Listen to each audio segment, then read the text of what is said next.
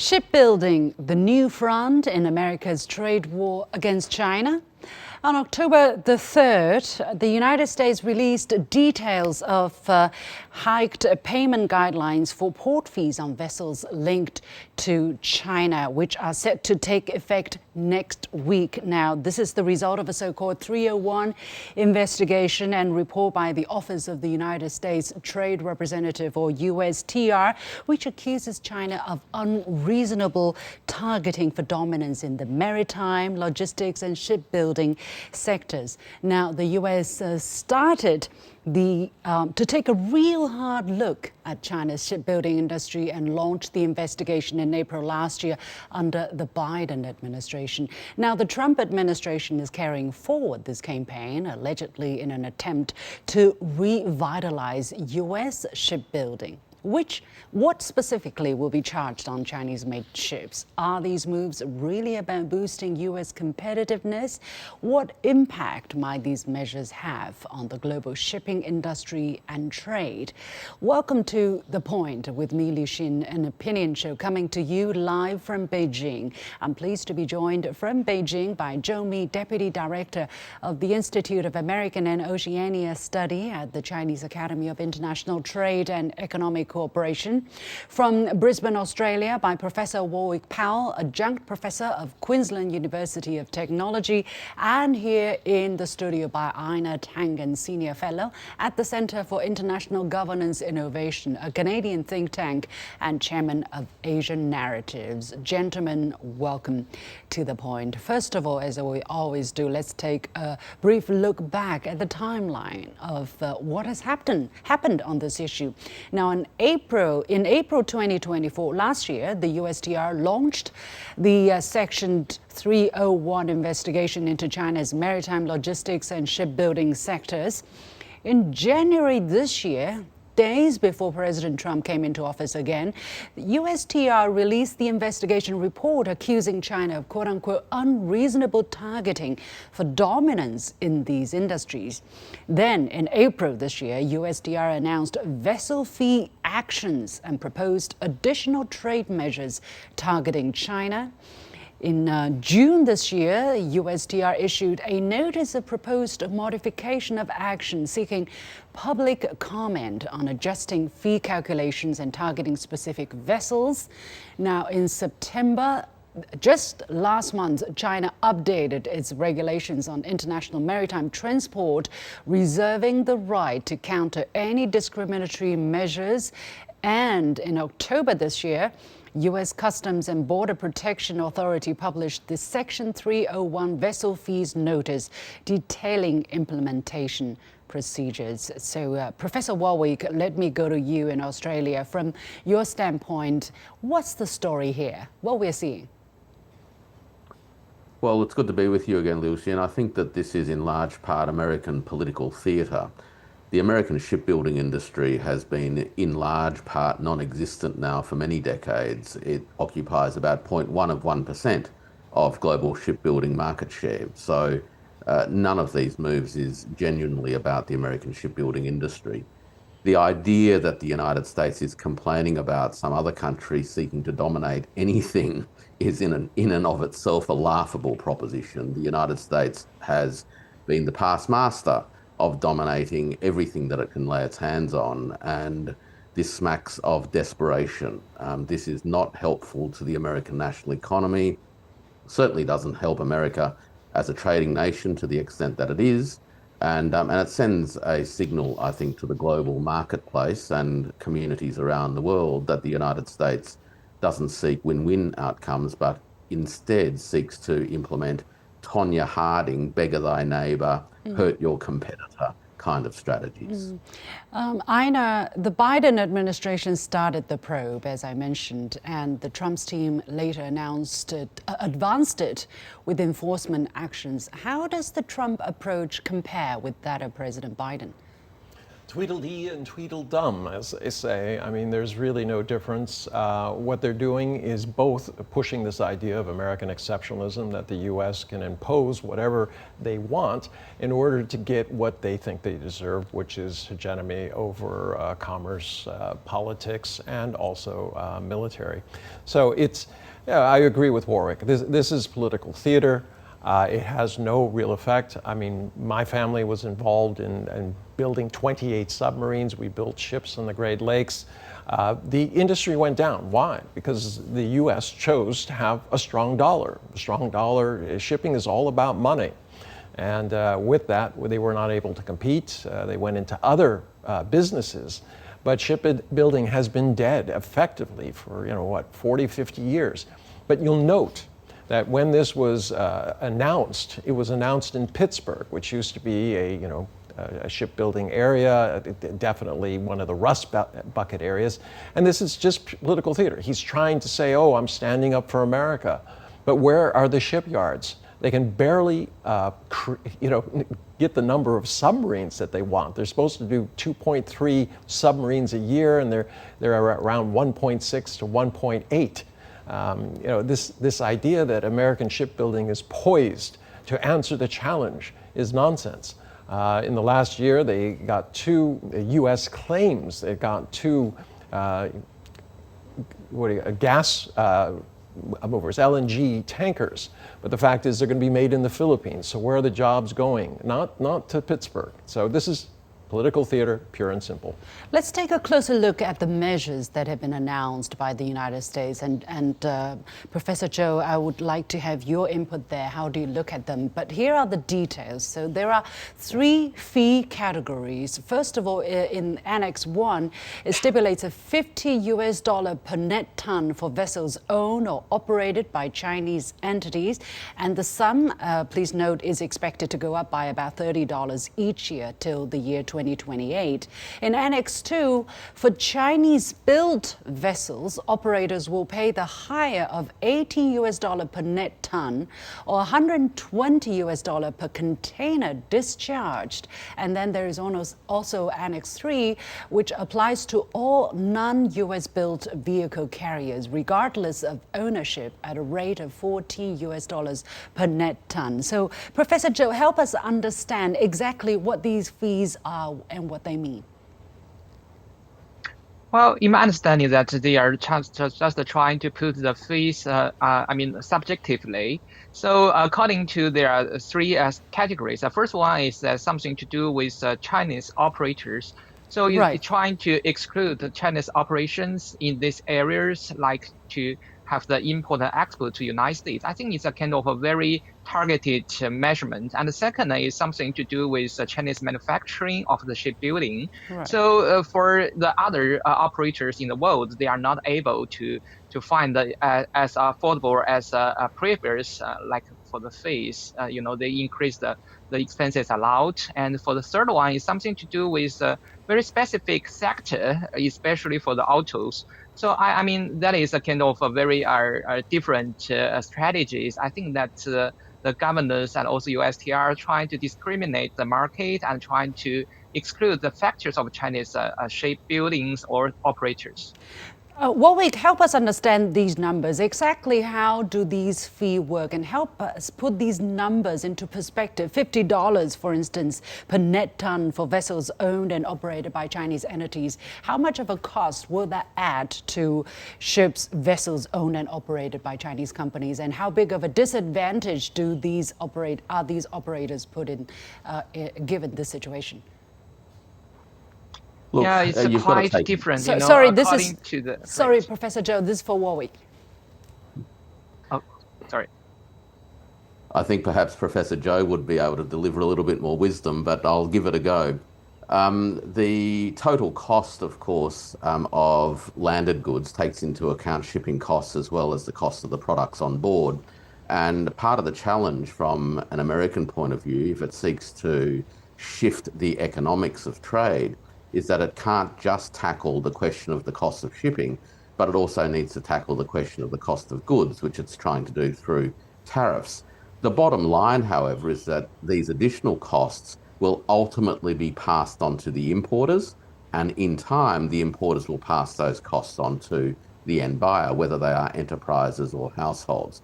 So, whichever way you look at this, the cost impact will ultimately be borne by those who are importing or using imported products in the United States.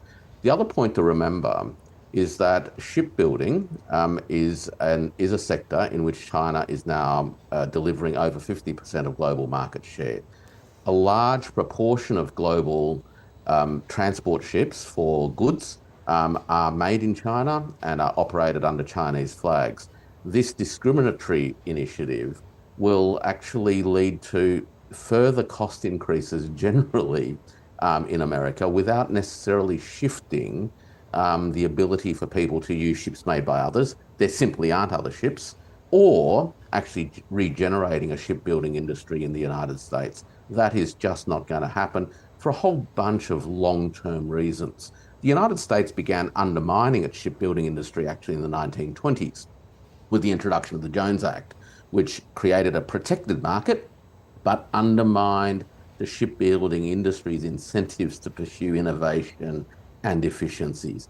And the legacy of that episode of protectionism carries all the way through a century on to a point where American shipbuilding today is simply not in the ballpark. Well, since we're talking about shipbuilding industry and the decline of the United States in that sector, let's talk about the rapid rise of China in this sector over the past few decades. And in 2021, I actually visited the then world's largest LNG-powered container ship that was built in China by China and commissioned by the French company CMA CGM. It was really fascinating. Ina, let me go to you. How do you see, and again, as Warwick pointed out, China right now is the world's leader for 15 consecutive years in terms of shipping, and there are three main indicators: completion, new orders, and order backlog. China is leading in all of these. So what propelled China in these sectors? Cost and efficiency. There used to be that it was lopsided. You had Japan and South Korea that were dominating in these areas. But over time, Chinese shipyards, because they have a lower cost of labor, they're much more efficient. Well, some Americans argue it's artificially lowered cost of labor. That's nonsense. These companies are involved in cutthroat competition, which offers lower prices to people who are coming in to buy. I've talked to ship owners and ship brokers extensively. I've lectured to them. I can tell you that it is an incredibly competitive industry. And Chinese companies, like in many other areas, they excel at competition. Mr. Cho, what is your observation of the reasons behind China's rapid rise in the shipbuilding industry right now? Every year, over 50% of global ships produced around the world are from China. Yeah, I think that there may be three factors. The first one is that, we have a very huge market. China is the number one country in the international trade. So we have so many cargoes. We have to deal with cargoes by affordable and also very incountable kind of the ships. So I think that is the first reason. And second is I understand that Chinese enterprises, especially the private sectors, they're really good at doing the things collectively. So they are building the ships depending on the steel and iron industries, and also a lot of collaboration in different regions, like including the engines. And I think that is a systematical way of doing businesses. The shipbuilding is a very long time of building. It's a kind of not very easy way. So we have to have a very strong basis for the manufacturing. And the third one is that Chinese companies are really innovative. They are doing a lot of innovations based on different fields and also trying to meet the demand from different markets accordingly. So I mean, all these three factors are, what we can find that China has accumulated several sectors in different cities, like in Guangzhou and also in Jiangsu and in Shanghai. So they are really competing with each other. That is the reason we we see they are more influential in the global market. However, in January this year, as I mentioned, the USTR issued findings in its 301 investigation report accusing China's quote-unquote targeted dominance in the maritime, logistics and shipbuilding sectors of being unreasonable, which hurts or which burdens or restricts U.S. commerce and is therefore actionable. Warwick, how do you find these U.S. claims as a result of the so-called investigation? Are they grounded in facts?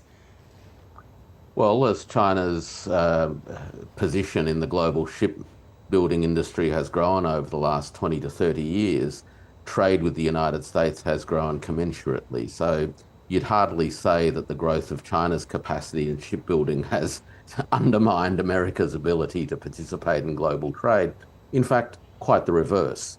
The expansion of trade, of which China has been a key component, has been enabled by the ability of Chinese industry to create the tools necessary to enable trade to actually happen.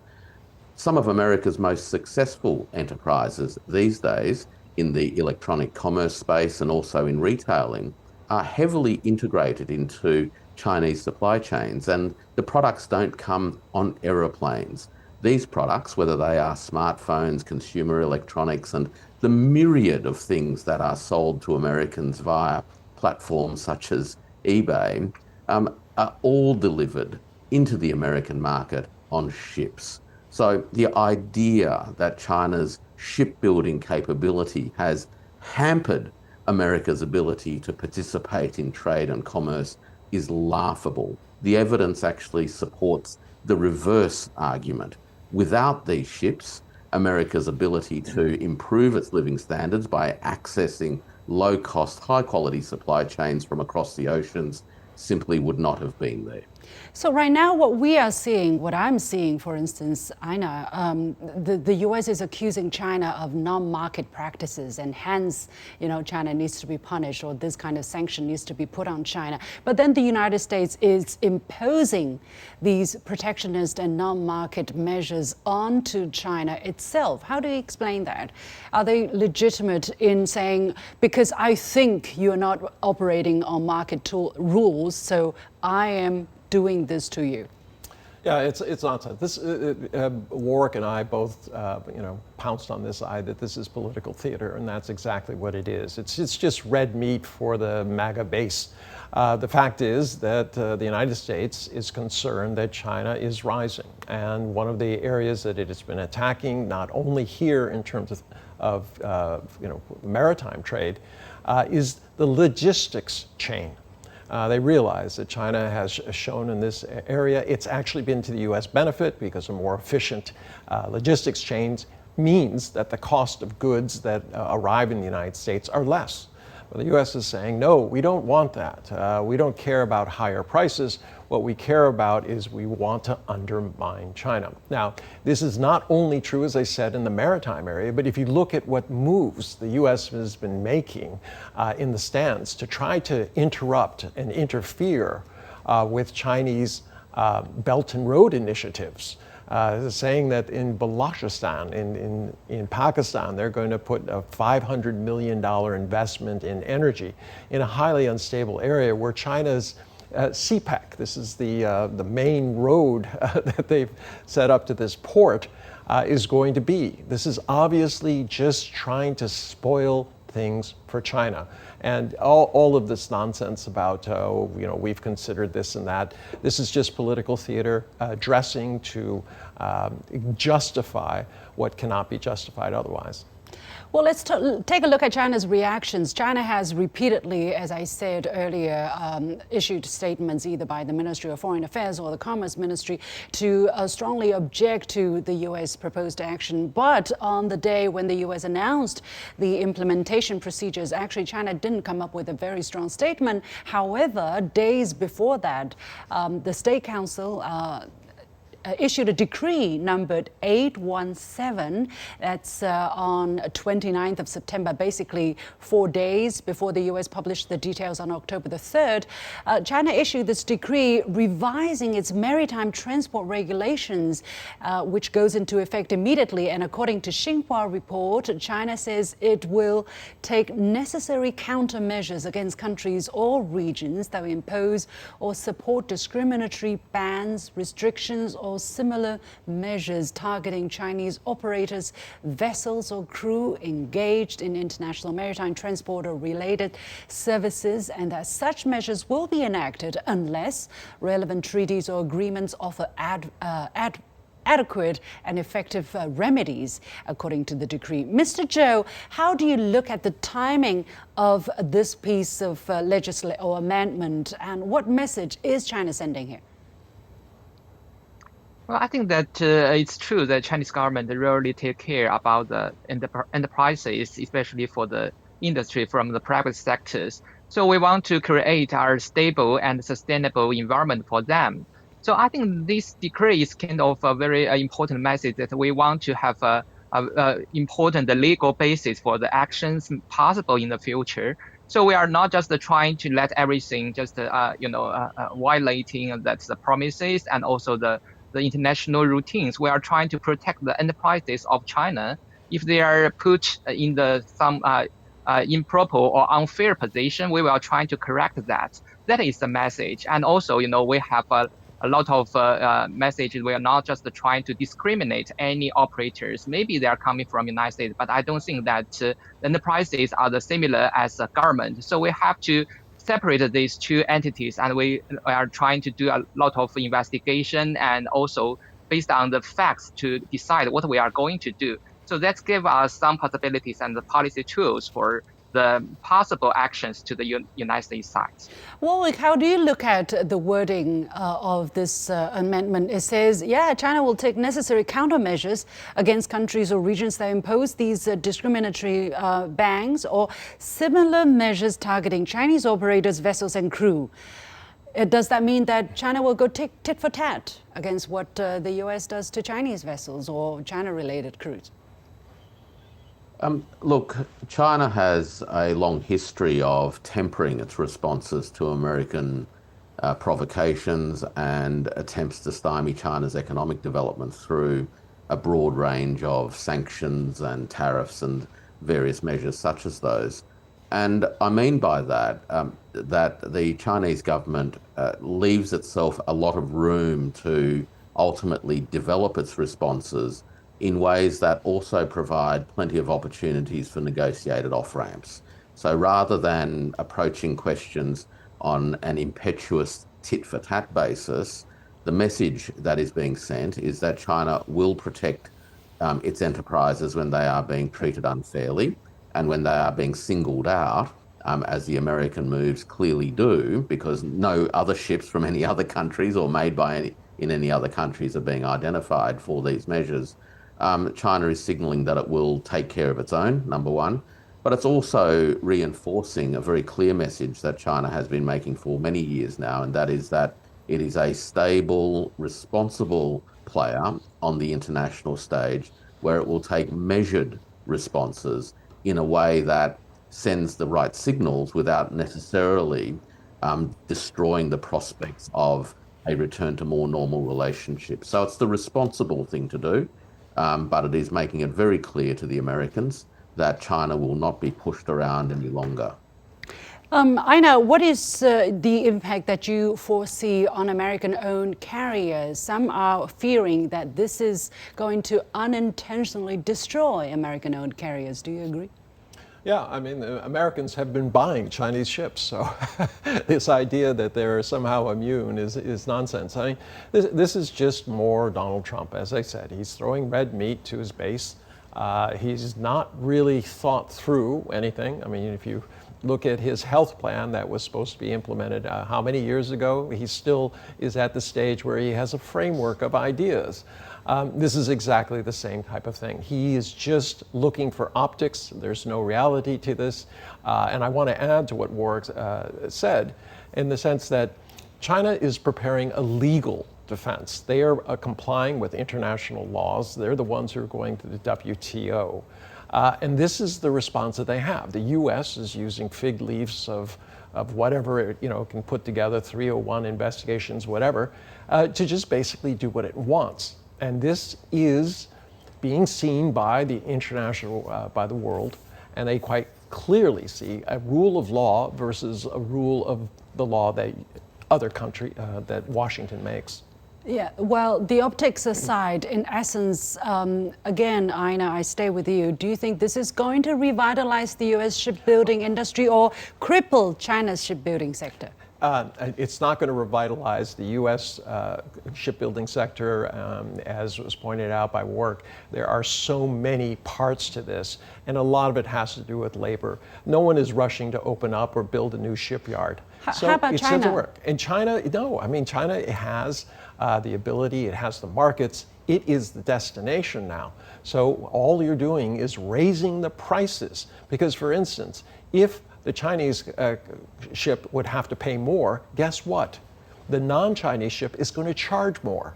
So it's not like there's any kind of savings. And this all gets passed down to consumers who are already under tremendous pressure by all the other tariffs. So this is just a regressive tax on Americans, and it hasn't been thought through as usual, and it's going to rebound. And it has no positive effect for America.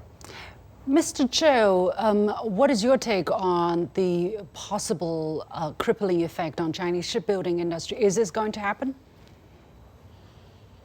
I don't think that will happen naturally because the trade is still there, so they still have a lot of demand. So based on the price or affordabilities, China's shipbuildings are very competitive.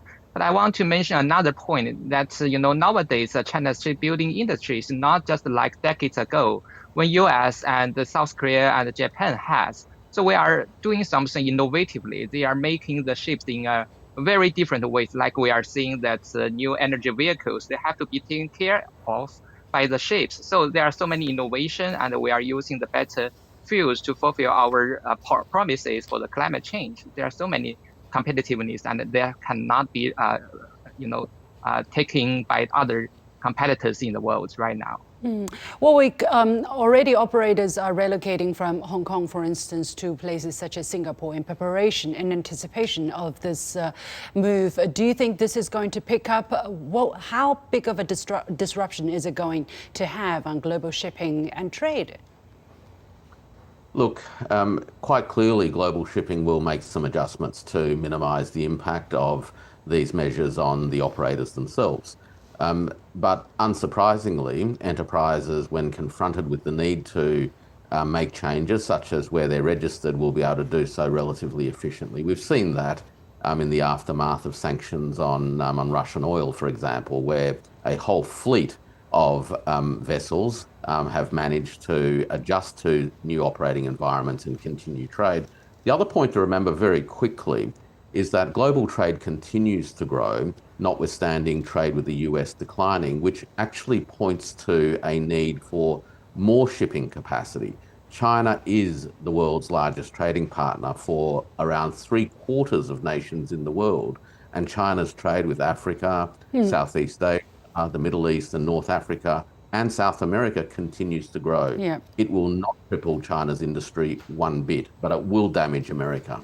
Well, literally, America is putting a wall around itself by trying to wall in China, isn't it? Anyway, we keep a close watch on the situation. Many thanks to my three guests, Zhongmei, Warwick, and Ina Tang. And thank you for your insights. And with that, we come to the end of this edition of The Point with me, Li Xin, coming to you from Beijing. As always, you can follow me on Facebook and X using the handle Li Xin in Beijing. On behalf of the whole team, thank you for watching. You've got The Point.